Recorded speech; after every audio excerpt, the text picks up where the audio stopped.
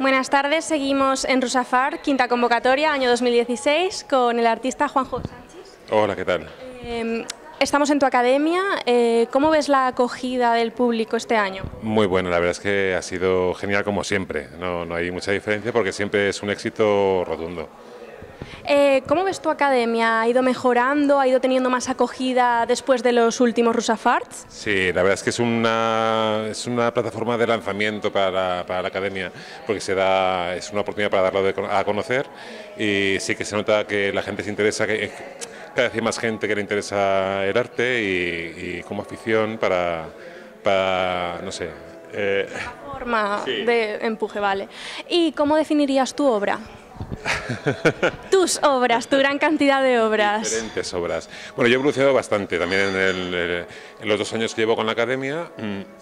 He cambiado bastante de estilo, desde el pop hasta una experimentación que he hecho con fondos azules y luego cambios de color y transparencias.